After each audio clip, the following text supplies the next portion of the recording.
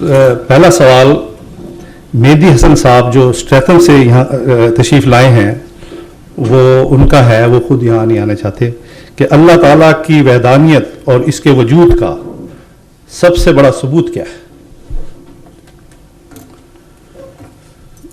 سب سے بڑا ثبوت تو انبیاء ہی ہیں، ان سے بڑا ثبوت اور کوئی تصور میں نہیں آ سکتا۔ ویسے تو ہر انسان خود بھی ایک ثبوت ہے، اگر اپنے نفس پہ غور کرے اور دیکھے کہ میں کیا ہوں، کس غرض سے آیا اور کون ہوں، میری انا کیا چیز ہے، مجھے یہ سوچنے کی طاقت کیوں نصیب ہوئی، جبکہ کیمسٹری اور فزکس میں کوئی قانون نہیں ہے جو سوچنے کی طاقت پیدا کر سکے۔ یہ سیدھی سادی چند باتیں اگر انسان اپنے وجود پر اطلاق کر کے دیکھے تو وہ ذاتی ثبوت اس کی ذات کے لیے اس کی ذات میں سے مہیا ہو سکتا ہے۔ مگر جب آپ سب سے بڑا ثبوت کہتے ہیں تو مراد یہ ہے جو سب دنیا کے سامنے علی الرغم پیش کیا جا سکے، مخالفت کے باوجود ان کے مقابل پر رکھا جا سکے، وہ ثبوت سب سے بڑا انبیاء کا وجود ہے۔ اس کے بہت سے پہلو ہیں، اگر سارا مضمون بیان کیا جائے تو پھر ایک ہی سوال اس پہ لگ جائے گا، مگر چند اہم نکات میں آپ کے سامنے رکھتا ہوں تاکہ اسے محض دعویٰ نہ سمجھا جائے بلکہ ایک حقیقت کے طور پر پیش کرنے والا غیروں کے سامنے پیش کر سکے۔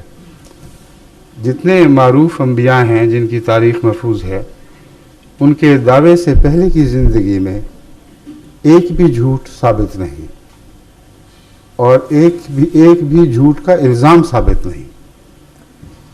ان کے دعوے سے پہلے کی زندگی میں بچپن سے لے کر دعوے تک، جو اکثر جوانی بھرپور جوانی گزرنے کے بعد ہوتا ہے، کوئی ایک بھی داغ ان کی عصمت پر، ان کی پاکیزگی پر غیروں نے بھی نہیں لگایا۔ تمام انبیاء اپنی پہلے کی زندگی میں وہ وجود تھے جن پر نظریں اٹھ رہی تھیں۔ کبھی انہوں نے انسان پر بھی جھوٹ نہیں بولا، کبھی کوئی حرص نہیں کی، کبھی دولتیں جمع نہیں کی، کبھی سرداری کی کوشش تک نہیں کی، سرداری کے مقابلوں میں آئے ہی نہیں۔ اچانک جب یہ کہتے ہیں کہ ہمیں خدا کا پیغام ملا ہے اور وہ یہ ہے، تو یہ سب سے بڑے تعجب کی بات ہے کہ نفسیاتی لحاظ سے یہ ممکن کیسے ہے کہ ایک شخص جو لوگوں کے معاملے میں، انسانوں کے معاملے میں امین ہو، بغیر نفسانی خواہش کے رہا ہو، اس کی کوئی بڑائی کی آرزو ثابت نہ ہو، وہ اچانک خدا کی طرف جھوٹ منسوب کرنا شروع کر دے۔ اگر خدا نہیں ہے تو اس کا لازمی نتیجہ یہ نکلے گا کہ اس نے کسی اور غرض سے خدا کا نام استعمال کیا ہے، اس کے سوا کوئی نکلتا نہیں۔ اور اگر یہ ہو تو پھر اس وقت کا وہ سب سے بڑا جھوٹا ہے۔ اور اچانک ایسی کایا پلٹ جانا کہ جو انسانوں میں سب سے بڑا سچا تھا وہ اچانک ان میں سے سب سے بدترین جھوٹا بن گیا، یہ انسانی فطرت قبول نہیں کر سکتی۔ مگر صرف اتنا ہی نہیں، جب اس نے کوئی اور تمنا دل میں چھپا کر خدا کی طرف منسوب ہونے کا دعویٰ کیا، اور خدا وہ جانتا ہے سب سے زیادہ کہ خدا نہیں ہے، اگر نہیں ہے تو اس سے بڑھ کر کوئی نہیں جانتا، کیونکہ اتنی بڑی ضرورت اس کو خدا پر جھوٹ بولنے کی ممکن ہی نہیں تھی اگر اس عرصے میں اسے کامل یقین نہ ہوتا کہ جس ہستی کی طرف میں جھوٹ منسوب کر رہا ہوں وہ قادر ہے، وہ توانا ہے، وہ مجھے جڑوں سے اکھاڑ کے پھینک سکتی ہے۔ تو وہ وجود جو دہریت کے اس سفر میں آہستہ آہستہ آگے بڑھتا ہے، وہ دہریت کے نشان پیچھے چھوڑ کر چلتا ہے، اس کی مجالس میں وہ گفتگو ہوتی ہے، اس کی مجالس گواہ ہو جاتی ہیں کہ یہ وہ شخص تھا جو مذہب کے مذاق اڑایا کرتا تھا، جو خدا کی ہستی کے خلاف باتیں کیا کرتا تھا۔ اس کے بغیر نفسیاتی سفر یہ ایک چھلانگ کا ممکن ہی نہیں ہے۔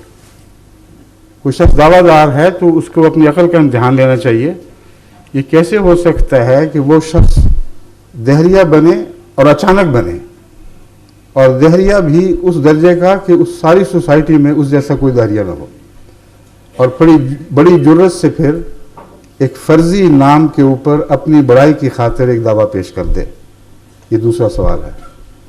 تیسرا سوال یہ ہے کہ جب وہ کر دے تو جس بڑائی کی خاطر کیا تھا اسی بڑائی کو اپنے ہاتھوں سے اسی بڑائی کا اپنے ہاتھوں سے قلقامہ کر دے، اس کے امکانات کی بیخ نہیں کر دے، کیونکہ جب وہ دعویٰ کرتا ہے اور یہ مسلمہ تاریخ انبیاء کی، تو اس کے اپنے بھی اس کو چھوڑ دیتے ہیں، اس کے دوست بھی دشمن ہو جاتے ہیں، اس کا اپنا خاندان اس کے خون کا پیاسا ہو جاتا ہے۔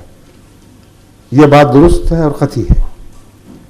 تو پھر جس مقصد کی خاطر اس نے دعویٰ کیا تھا، اس مقصد کو اپنے ہاتھ سے اس نے پارا کر دیا۔ پھر سوچتا، فکر کرتا کہ خام خواہ ایک مصیبت لے بیٹھا،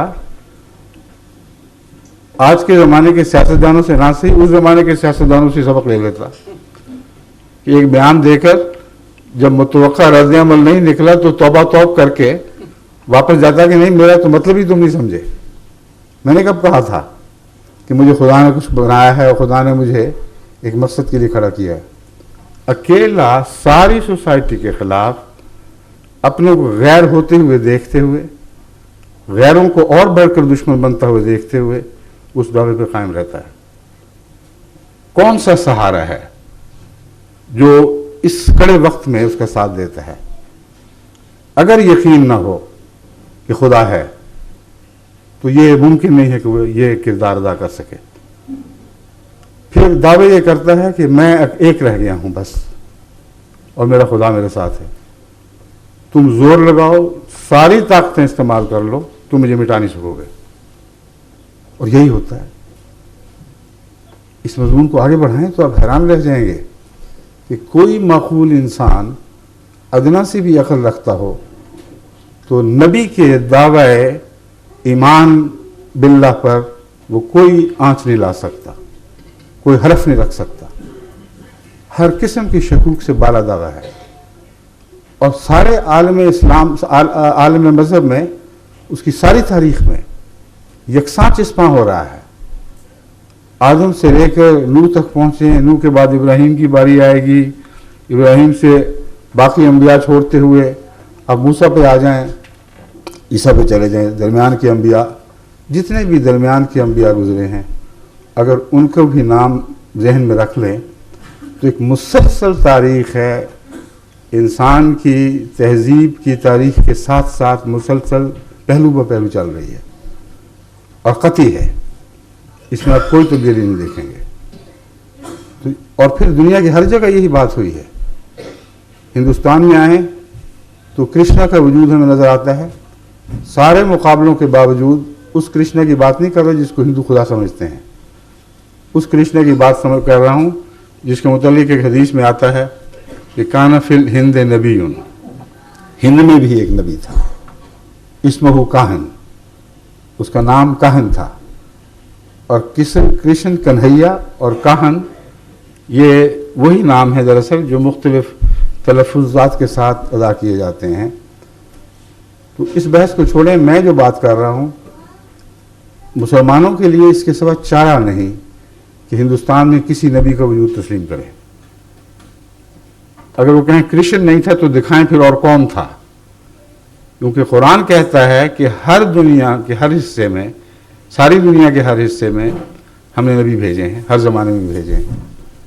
تو اس پہلو سے ہندوستان کی تاریخ بھی گواہ بن جاتی ہے۔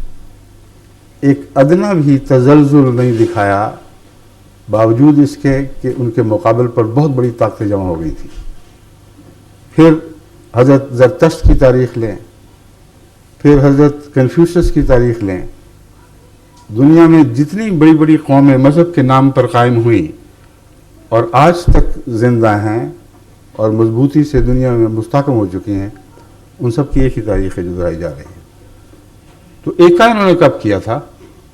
یہ تو ایک دوسرے سے ملے بھی نہیں تھے، ان کے زمانے جدا جدا تھے، ملک الگ الگ۔ پھر کیسے ممکن ہے کہ ان سب نے ایک ہی اسکیم سازش سے سوچی ہو اور ایک ہی طرز پر پھول کی طرح کھلے ہوں؟ اور ہر پتی اسی طرح کھلی ہو جس طرح دوسرے پھولوں کی کھلتی چلی گئی.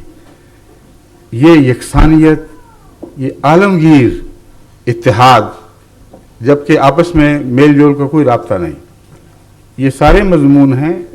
میں جیسے کہ کہا تھا مختصر میں عرض کروں گا، ان پر آپ غور کریں تو انبیاء کا وجود خدا کی صداقت کی، خدا کے وجود کا سب سے بڑا ثبوت ہے. اور ایسا ثبوت ہے کہ کوئی ذی ہوش جو تعصب سے پاک ہو اس کو رد نہیں کر سکتا.